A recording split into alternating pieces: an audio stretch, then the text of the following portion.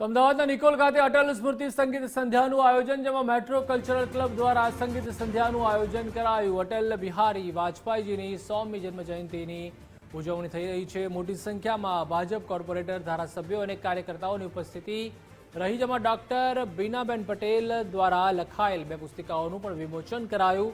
અટલજીની કવિતાઓ અને તેમના જીવન પર આધારિત પુસ્તકોનું વિમોચન કરાયું। આજે અટલજીની 100મી જન્મજયંતિ નિમિત્તે આજે પૂર્વ સંધ્યાએ એક સાંસ્કૃતિક કાર્યક્રમની રચના કરી છે। એમાં માનનીય શ્રી અટલજીની બંને બુકો ડૉક્ટર બીનાબેન પટેલ દ્વારા તેજપુંજ અને અટલ અંજલિ બંને કાવ્ય પુસ્તકોની આજે વિમોચનનો કાર્યક્રમ રાખેલો છે। એમાં ગુજરાતના મંત્રીમંડળના સભ્યો, ધારાસભ્યો, સંસદ સભ્યો અને અમદાવાદના જુદી જુદી સંસ્થાઓના મહાનુભાવો, આગેવાનો હાજર રહી અને આજે પુસ્તકનું વિમોચન કરવાનું છે।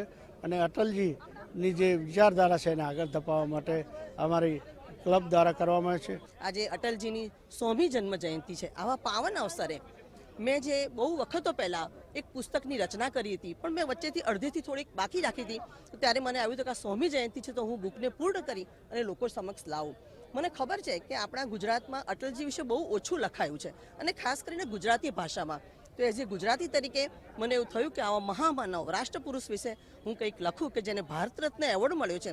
વિશ્વમાં જે અજાત શત્રુ કહેવાય છે એવા આપણા અટલજી માટે, કે જે આપણા કદાચ કહેવાય કે રાજનીતિના લોકોને દરેક પાઠ શીખવાડે એવા મહાપુરુષ છે, તો એ લોકો માટે લખવા માટે મેં તેજપુંજ નામનું એક પુસ્તક લખ્યું છે।